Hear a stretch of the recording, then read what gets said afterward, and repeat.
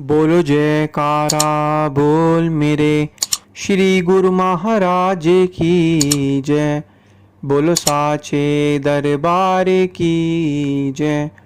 बोलो श्री सतगुरुदेव भगवान की जय।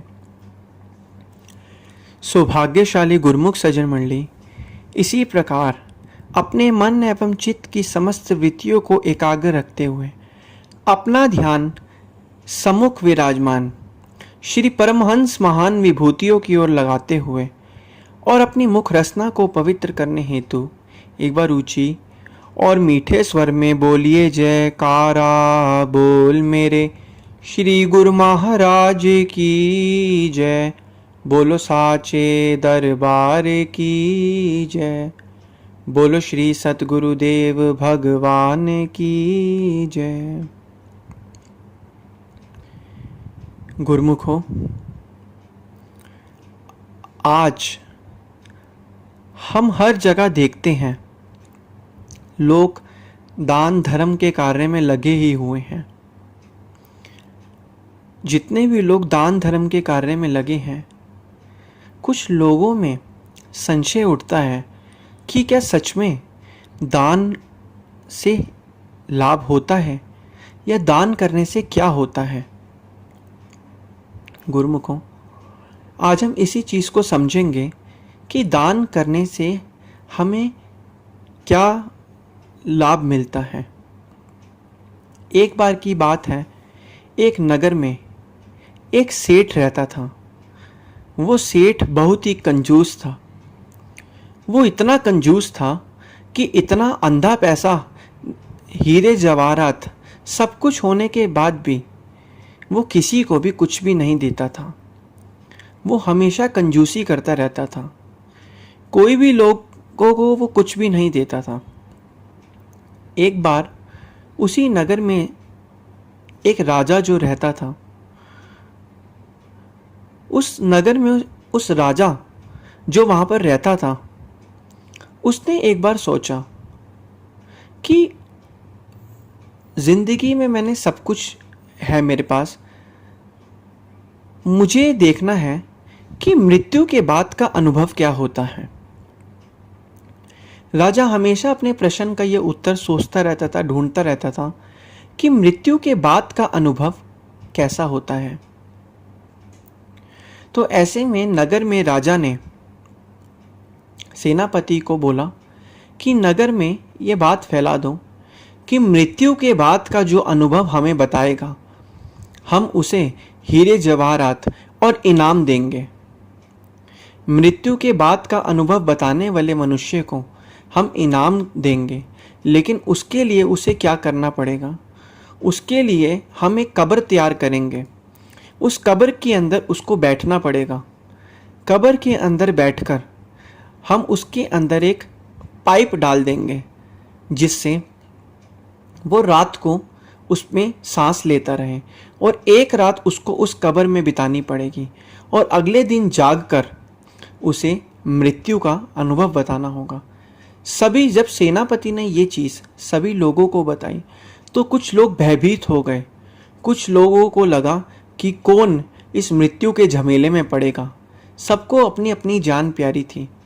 राजा ने कहा, मृत्यु का अनुभव बताने वाले इंसान को हम हीरे जवाहरात देंगे, इनाम देंगे। बस शर्त क्या है कि हम जानना चाहते हैं कि मृत्यु का अनुभव क्या होता है, मृत्यु के बाद का अनुभव क्या होता है। जब ये खबर पूरे नगर में फैली तो ये खबर उस कंजूस सेठ के पास भी पहुंची। उस कंजूस सेठ ने सोचा कि मृत्यु का अनुभव ही तो बताना है, चलो इस चीज़ को मैं करता हूँ। मैं उस कब्र के अंदर एक रात को सोऊंगा, कम से कम उससे मुझे इनाम तो मिलेगा, और उस इनाम को पाकर मैं और भी आनंद में जीवन व्यतीत करूंगा, क्योंकि तो वो सेठ तो एक नंबर का कंजूस था। तो इसी प्रकार जब उसको ये बात पता चली तो वो राज दरबार में आया। राज दरबार में वो उनकी मुलाकात उस सेठ की राजा से हुई। राजा ने कहा कि मृत्यु का अगर आप अनुभव बताना चाहते हो तो आपको सारी चीज़ें वैसे ही करनी पड़ेगी। हम आपकी अर्थी बनाएंगे, अर्थी पे आपको जाना पड़ेगा और उसके बाद आपको मृत्यु का अनुभव बताना पड़ेगा। जिस तरीके से एक मनुष्य का अंतिम संस्कार होता है, उसी तरीके से आपका भी अंतिम संस्कार किया जाएगा और आपको कब्र के अंदर डाला जाएगा और आपकी कब्र के अंदर एक पाइप लगा दिया जाएगा जिससे आप रात भर जब वहाँ रहो तो सांस भी ले सकते हो। ऐसे में जो सेठ लालची सेठ था, उसने कहा ठीक है महाराज, मैं आपकी आज्ञा का पालन करूंगा, जैसे जैसे आप कहेंगे मैं वैसे वैसे करूंगा।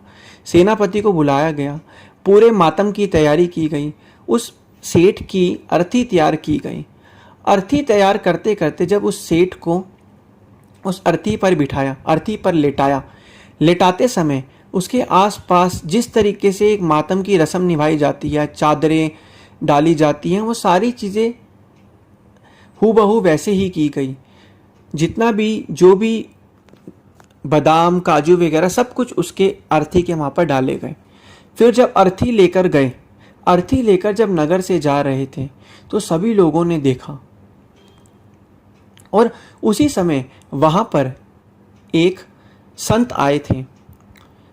जब उसकी अर्थी लेकर जा रहे थे तो उस संत ने कहा कि जीते जीतो, सेठ को उस संत ने कहा, जीते जी तो तुमने कोई दान पुण्य नहीं किया, अब मरते समय तो कुछ दान पुण्य कर दो। सेठ तो कंजूस था, जैसा कि हमें पता है सेठ ने जीते जी तो कुछ दान करा ही नहीं, हमेशा पैसे ही जमा करता रहा, हमेशा हीरे जवाहरात इकट्ठे करता रहा। तो तब भी वो उस संत की बात को सुन रहा था। फिर संत ने कहा जाते जाते तो कुछ दान कर दो। तो सेठ ने थोड़ा सा अपने हाथ में मुट्ठी भरी, अपने हाथ में उन्होंने बादाम पकड़े और वो बादाम झट से उन संत को दे दिए। तो संत वहां से चले गए। उतने में जब उस सेठ को लेकर दफनाया गया, कब्र के अंदर डाला गया सेम रीति रिवाज के साथ, और उसके अंदर एक पाइप लगा दिया गया जिससे उसको सांस मिलती रहे और उसके ऊपर मिट्टी की परत बिछा दी। दिन बीता, शाम बीती, सभी लोग जो वहाँ इकट्ठा थे वो अपने अपने घरों को चले गए। जब वो अपने अपने घरों को चले गए, उस समय सेठ शुरू में तो बिल्कुल उत्साहपूर्वक था। धीरे धीरे रात होती गई तो उस कब्र के अंदर उसको सांस लेने में दिक्कत पड़ गई। धीरे धीरे उसको सांस में कमी आ रही थी। सांस तो उससे ली जा रही थी लेकिन उसको थोड़ी सी घबराहट महसूस हो रही थी। इतने में उसने देखा कि जिस समय जहाँ से वो सांस ले रहा था उस पाइप से बाहर से हवा आना बंद हो गई, क्योंकि वो कब्रिस्तान, क्योंकि जितना भी जो उसकी कब्र थी जिसके अंदर उसको लेटाया गया था वो बिल्कुल जंगल के अंदर थी।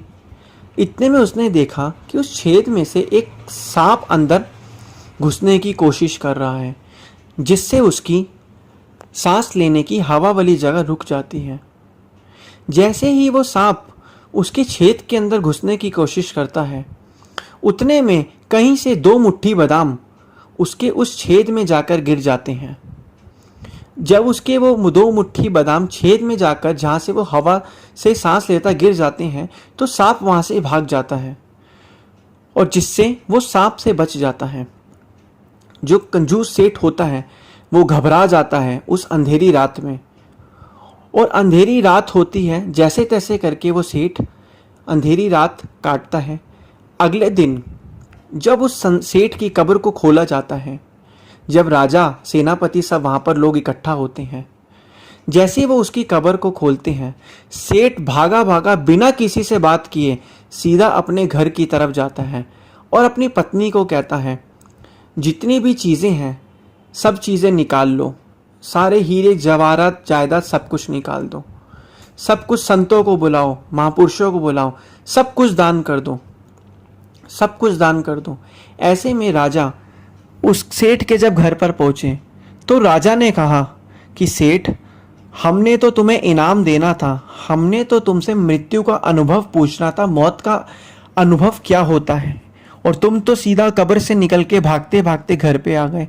उन्होंने कहा राजा जी, अनुभव मृत्यु का यही है कि जीते जी जो हम दान पुण्य कर दें वही हमारी अपनी पूंजी है। क्योंकि आज मुझे ये सबक मिल गया है, मैंने जीते जी दान बिल्कुल नहीं किया। और कल जब मेरी अर्थी जा रही थी तो अर्थी पर जाते समय सिर्फ 2 मुट्ठी मैंने उस संत को बादाम दिए। और रात के समय में जब वो सांप मेरे पाइप के अंदर घुसने की कोशिश कर रहा था तो कहीं से भगवान की कृपा से वो 2 मुट्ठी बादाम मेरे पाइप में आ गए, जिससे मैं सांप से बच गया। तो आज मुझे पता चला कि दान ही जीवन है, दान करना ही अपनी पूंजी है और दान से ही मनुष्य बच सकता है। तो इसी प्रकार इस चीज़ से हमें यह तात्पर्य मिलता है कि हमें कभी भी दान से पीछे नहीं हटना चाहिए।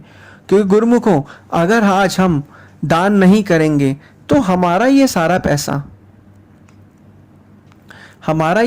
पैसा या तो सफ़ेद कोट वाले ले जाएंगे या काले कोट वाले ले जाएंगे। सफ़ेद कोट वाले डॉक्टर वगैरह हमारी दवाइयों में लग जाएंगे पैसे, काले कोट वाले वकीलों की दलीलों में हमारे ये सारे पैसे लग जाएंगे।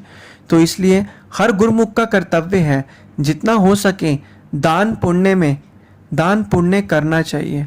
जितना जितना हम दान पुण्य करेंगे, बस शर्त क्या है, निस्वार्थ भाव से। दिल में कोई हमें भाव नहीं रखना, कोई स्वार्थ नहीं रखना। अगर हम स्वार्थ रखेंगे तो हम तो अपने किए गए कर्म की मजदूरी ही मांग रहे हैं। तो राजा ने जब यह उस सेठ की बात सुनी तो राजा ने जब उन्हें इनाम दिया तो सेठ ने वो सब इनाम वगैरह दान में कर दिया। उन्होंने यही कहा, मृत्यु का अनुभव क्या है, जीते जी जो हम दान कर दें वही अपनी पूंजी है। क्योंकि अंत समय में यही चीज़ें हमें बचाती हैं। तो गुरुमुखों, हर एक गुरुमुख का कर्तव्य है 5 नियम की पालना के साथ साथ दान धर्म भी हमें करना है। क्योंकि यही असली दान धर्म ही हमारे जीवन की सच्ची पूंजी है और यही अंत समय में हमारी साथ देती है। और हमें 5 नियम की पालना करके श्री आज्ञा और मौज में चलकर श्री सद्गुरुदेव महाराज जी की प्रसन्नता को प्राप्त करना है। बोलो जयकारा बोल मेरे श्री गुरु महाराज की जय। बोलो साचे दरबार की जय। बोलो श्री सद्गुरुदेव भगवान की जय।